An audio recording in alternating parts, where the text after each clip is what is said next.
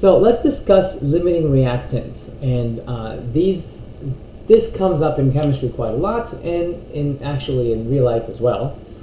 This discusses the idea of when I mix two things together, I may have too much of one over the other.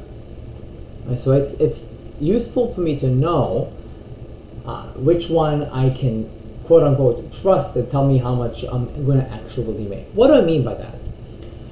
So let's say I'm going to make a sandwich, and I define a sandwich just like this game would, right, as 2 slices of bread, 1 patty, 2 pickles, 3 tomato slices. Okay? Anything less than that, if I have 1 pickle, it's not a sandwich. If I have 1 tomato slice, it's not a sandwich. So I have to have this ratio. All right? When I put that all together, I get 1 sandwich. If I'm given 10 slices of bread, 5 patties, 10 pickles, and 14 tomato slices, I can ask you how many sandwiches I can make. This is pretty easy, obviously, because these are just simple numbers. If I were to give you these ingredients, obviously you can only make 4 sandwiches, almost 5, but you're missing 1 tomato slice. So because of this tomato slice that's not is not allowing you to create what you need, you can call the tomato slice your limiting reactant.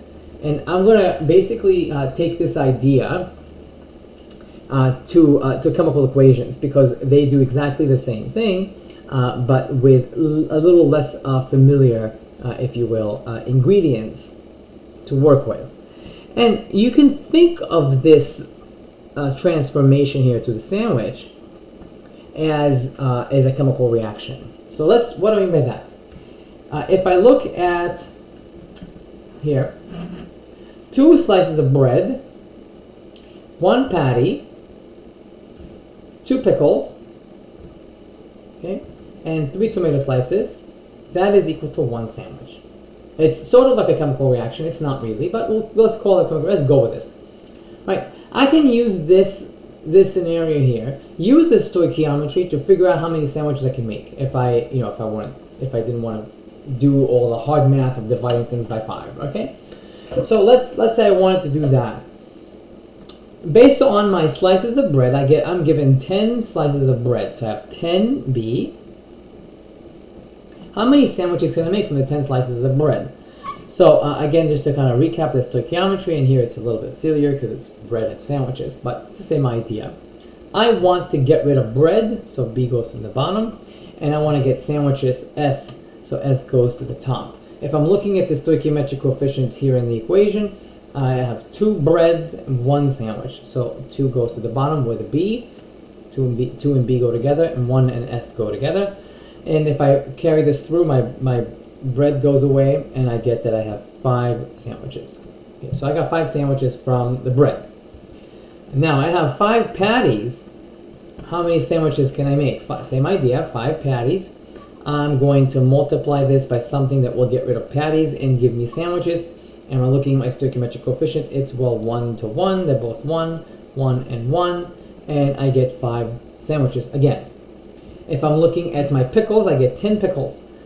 10 pickles.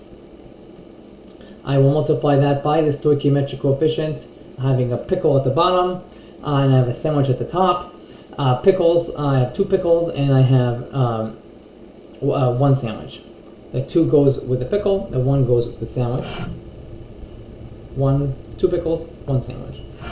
If I multiply this through, I get 5 sandwiches again.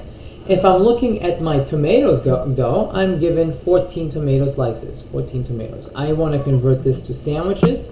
If I'm looking at my reaction here again, 3 goes with T, 1 goes with S, 3T, 1 sandwich. If I multiply this through, I get 4.67 sandwiches, meaning that it's really 4 sandwiches. No one eats 2/3 of a sandwich. Wow. Or no one buys 2/3 of a sandwich, unless you're on a diet or something. So based on this, I can pinpoint right now that my tomatoes here, that's my limiting reactant, and often it is shorthanded into LR, and it's the one that gives me the smallest amount.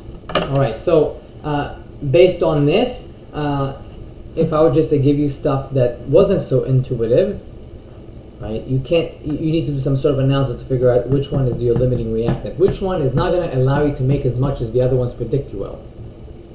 Right, so hopefully that made a little sense. Let's look at it from the point of view of chemistry. And it's the same idea, just now that you have less familiar ingredients. You don't have pickles and patties, you have zinc and hydrochloric acid and things like that. All right, so in this example here, I'll do one example in the PowerPoint, and I'll do one example by hand. This one I'm only giving you moles, so it's going to be fairly simple. I don't have to convert from grams to moles. If I have 0.30 moles of zinc and 0.52 moles of hydrochloric acid, and I'm going to mix them together, how much hydrogen gas am I going to produce? So I'm going to use my stoichiometry from the equation above to figure this out. If I have 0.30 moles of zinc, well, zinc I'll put at the bottom, hydrogen gas I'll put at the top. That's what I want, right? If you look at the equation here, I have 1-to-1 ratio. 0.3 times 1 over 1, that's 0.3. I get 0.3 moles of hydrogen. Same thing for HCl. 0.52 moles of HCl. I will multiply this by 1 mole of H2. 1 goes for this. And 2 moles of HCl. And I will get that I have 0.26 moles of H2. And that to me says that my HCl predicts that I have less H2 being produced than the zinc would. So HCl is therefore my limiting reagent, my limiting reactant, the one that predicts less of the product. And the actual product I'm going to make is 0.26 moles of H2, not 0.30 moles of H2. I'm making 4.67 sandwiches, not 5 sandwiches. So I got to go with the one that gives me the lesser amount of product as my actual product being produced, because I'm going to be limited by what I have less of. So I have less of HCl available to react to using that equation. Okay, so I hope that makes sense. Let's now look at another example that now I'm going to give you masses. This is going to be much more traditional of a question, because you can measure things using a scale, meaning grams, not so much moles. So it's much more natural for me to give you something that has mole amounts and gram amounts in it. You're going to have to convert to moles, do the same analysis as in this question, and then convert back to grams. So this is where the analysis takes place in the moles realm, but everything is reported in the grams because it's easier to work with than moles in actuality, right? So this is going to be the question. Again, in my absence, you can go through these slides and you can see how to do this. It's all written out here step by step. I will also do this for you on the whiteboard so you can see it being done by hand as well. So whichever method jives with you, go ahead. So this is the question I have. I have 20 grams of methanol and 10 grams of oxygen, and I'm going to react them according to this equation to create acetic acid. And I want to know how many grams of product I'm actually making, and also how many grams of whatever I have too much of is going to be left. Okay, so what I'll do, I'll give you like a recipe type thing that if you follow this, you will always get the correct answer. So if I'm given masses, which I did, I was given masses, I'm given grams. First step is to convert grams into moles. Okay, it's the first thing I'll do, because the whole analysis takes place in the moles realm. So I'm going to take my 10 grams of oxygen. Okay, so I'm going to go over it. I'll do slowly at first, and then I'll do it a little faster. I want to go to moles. I got to cancel out grams of oxygen, and I got to go to moles of oxygen. How do I do that? I got to use the molecular weight, as in the periodic table, to figure out how to convert from one realm to the other. Go to the periodic table, you find that O is 16. I have 2 of O's, I have 32 grams per 1 mole. All right. If If I do that and I substitute all that in, I get that this is 0.652 moles of O2. Fine. The other reactant that I have is methanol here, 20 grams of it, and I want to convert that into moles. I will go to the periodic table. C is 12, H is 1, O is 16. I'll add it all up. I'll get that this is 44.1 grams of CH3CHO, and that's 1 mole of CH3CHO. Didn't leave myself any room. Sorry. So my grams cancel here, and I'll get moles. And so if you substitute this in, you get that this is 0.454 moles of methanol. Great. So I have that. I have a 2 mole amount. Now this is going to be very similar to the question we had just seen on PowerPoint at this point, once you finish step number 1. Step number 2 is basically to do what we just did on the PowerPoint, right? What I'm going to use the stoichiometry. Use the stoichiometry to figure out the moles of product. The product that you care about. And then from that, infer the limiting reagent. Now, I didn't ask you specifically which one the limiting reagent is. On an exam or in the homework, you probably will be asked specifically and explicitly which one is the limiting reagent. So why not do that anyway? And effectively, you'll need to do this anyway, so let's do that.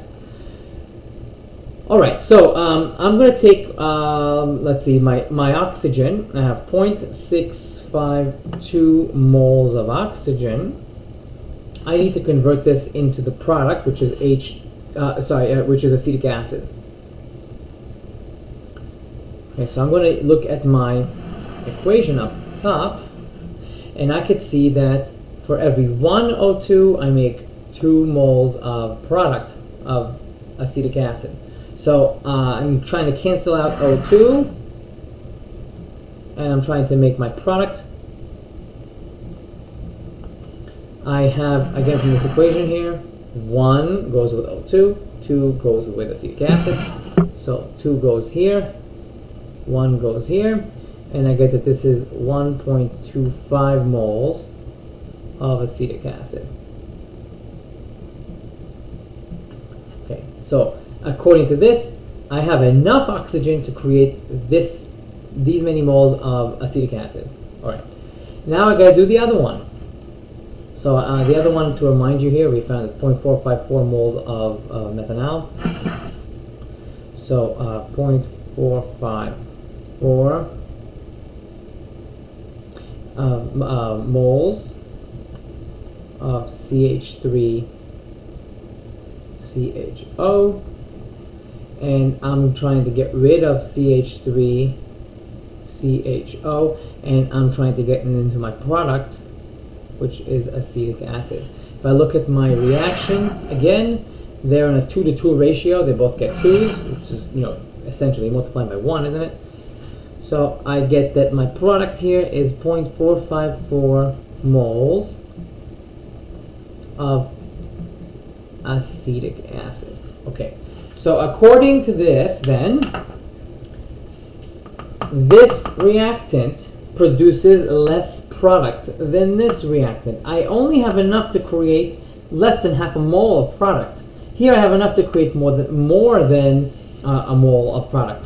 Therefore, this one, the one that's in the lesser amount, is my limiting reagent. Okay, so I will pinpoint this here. So I wasn't asked that specifically, but you might be asked. This is your limiting reagent. I found my limiting reagent. And I want to pinpoint one more thing here. If I were to just look at the gram amount, that's not enough to predict which one the limiting reagent is. I have, mass-wise, less oxygen than I do methanol here. So you might say, oh, I have less of it, therefore it's the limiting reagent. No, actually ended up that the one that weighs more was your limiting reagent, because you got to do it in the moles realm. This one is your limiting reagent. Okay. So step 3 is to convert the moles to grams. So convert the moles of product here, the one that you actually want, which is this one. not this one. This does not give me what I want. This is not going to actually happen. This is wrong. Okay, I need to convert this into grams of product, so I'll know exactly the mass of product I'm producing, which is what I was asked in question number 1. How many grams of product I made? So step 3 is to convert these moles of the limiting reagent, the ones predicted from the limiting reagent, into grams. So to do that, 0.454 moles of CH3COOH. I want to convert this into grams. And to do that, I need to use the molecular weight of acetic acid, which, if you go to the periodic table, C is 12, H is 1, O is 16. You add them all up, and you find this is 60.1. I need grams. Grams go to the top, because I want grams. And moles go to the bottom, because I want to get rid of moles. And this is 60.1 grams of acetic acid is 1 mole of acetic acid. So technically, acetic acid. If I were to multiply this together, I get that I have 27.3 grams of acetic acid. Okay, so now I know how many grams I produced of product. Great. Now that's not the end of the question. I have one more complication here. I want to know how many grams of excess reactant I have left over. And what I mean by that is I have extra oxygen left over, right? How much of it is left over? So what I'm going to do is I'm going to use my stoichiometry again here. I know that I have 0.454 moles of acetic acid, of methanol here, is what I need, what I require to create the product. Okay, so I'm going to use stoichiometry to figure out how much oxygen was used up to do that, and then I'm going to figure out how much oxygen is left over. So let's do that. So use the moles. So step 4 for this. So this is to do this. So step 4, use the moles of limiting reagent, okay, to find out the grams of the excess agent of the other reactant. Okay, so to do that, I have 0.454 moles. I already figured that out, right? Of methanol. And looking at my reaction, this is 2. I'm trying to cancel it out. And 1 oxygen, like that. And if you were to do that, well, then, and then you want to convert this, convert this to grams.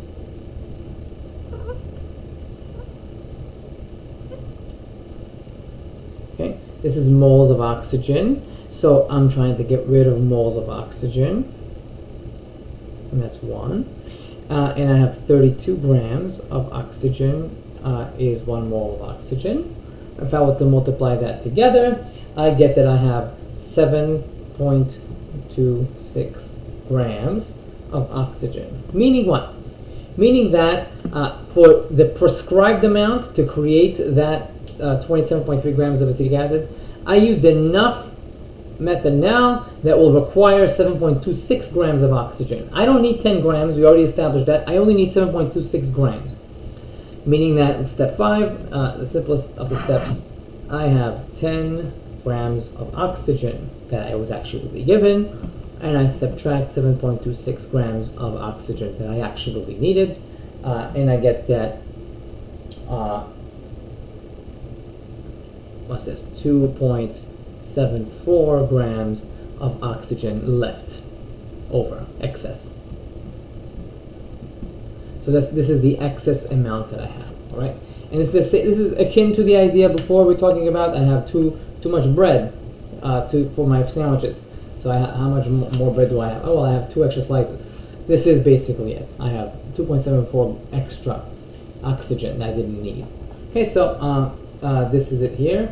Oh, that's a mistake. Obviously, this should be a 4. All right. So let's lastly talk about percent yield. This is a fairly simple concept. Okay. And that's something that will come across a lot whenever you deal with chemical equations in the future. And that is that these equations that we're seeing are not going to necessarily react to completion. So if I have any reaction A plus B going to C, okay, you bet that after you mix A and B, you're going to have a little bit of A and B at the end left over. Maybe a lot of A and B left over in the end. They just didn't react. They didn't get around to reacting, or maybe the conditions were not optimal for it, or maybe they weren't as well mixed. There's so many things that could go wrong in a reaction, or maybe so many things that are out of your control and just wouldn't happen based on the dynamics, based on statistics, based on so many different things. It just wouldn't happen. So what we're going to define, chemists and engineers define this thing called percent yield. And basically, I'm going to take a reaction. I can calculate, as we've done so far, I can calculate how much I should be able to make, right? So as we saw just a second ago, yeah, I should be able to make whatever it was, 0.454 moles of product. I should be able to make that, or whatever that was, 27.3 grams of product. That's what we just calculated. But let's say someone comes to me and says, okay, I ran this reaction, and you told me I was supposed to get 27.3 grams, but I only got, I don't know, 1 gram. What's up with that? And I'd say, well, you know, it wasn't an ideal reaction and all these things. Your yield was low, and it may be that all yields for this reaction are low. It's possible. And we're going to define the actual yield, the 1 gram you got, and I'm going to divide that by the theoretical yield of 27.3 grams, multiplied by 100, and that's the percent yield of my reaction. All right, so let's look at an example. I have 15 grams of methanol reacting with carbon monoxide to form acetic acid, according to this reaction right here. I want to know the percent yield if I'm actually producing 19.1 grams of acetic acid. Okay, so I went and I reacted this myself. I just went, I did it in the kitchen, I did it in the lab, whatever. I created 19.1 grams of vinegar, and I want to know what the percent yield of this is. What does it mean? Well, I need to determine the theoretical yield. So I need to find out the grams of acetic acid that should form. What should really form?